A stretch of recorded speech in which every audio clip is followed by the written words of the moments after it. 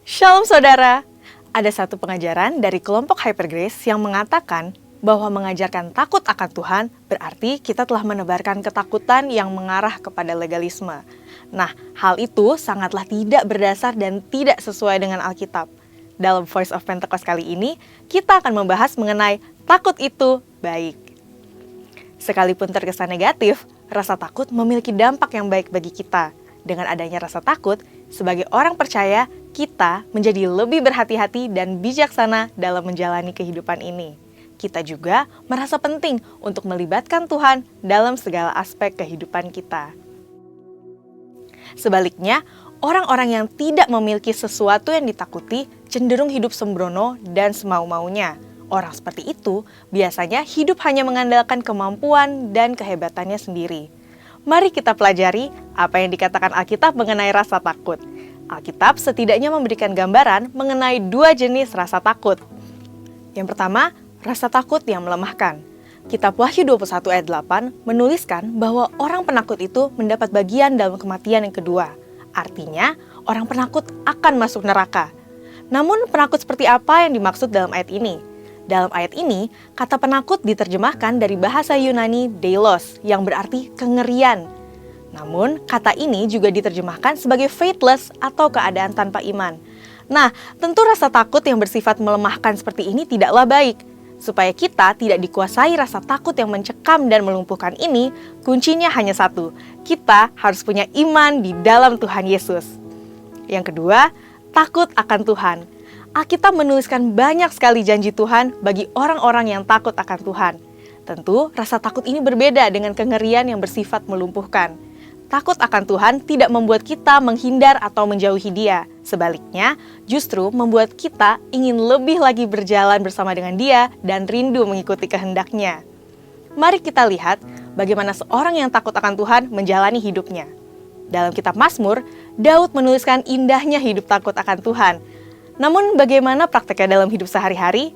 Saat menghadapi berbagai situasi, Daud selalu menanyakan apa yang menjadi kehendak Tuhan untuk dia lakukan. Misalnya, ketika berhadapan dengan musuh, Daud bertanya kepada Tuhan mengenai bagaimana cara menghadapi musuh-musuhnya. Sekalipun Daud sudah memiliki banyak pengalaman keberhasilan di medan perang, Daud tetap menganggap penting untuk terus bertanya kepada Tuhan.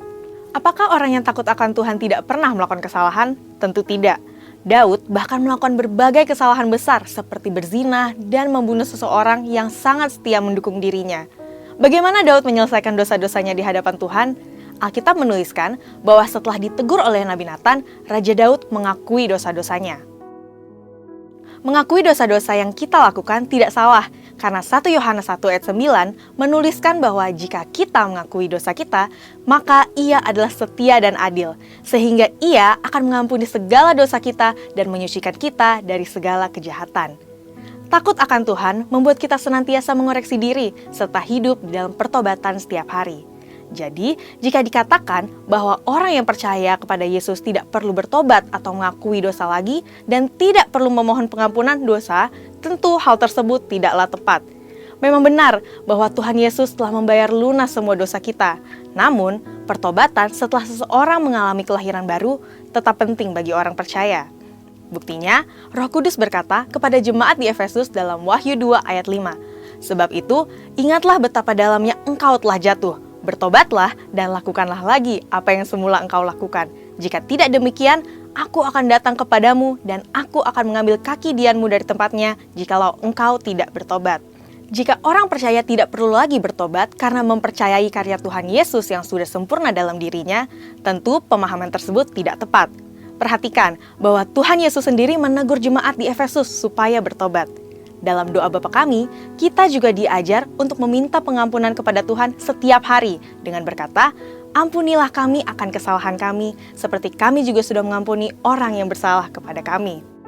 Pertobatan penting untuk dilakukan oleh orang percaya, karena selama masih hidup di dunia ini, orang percaya pun masih bisa berbuat dosa.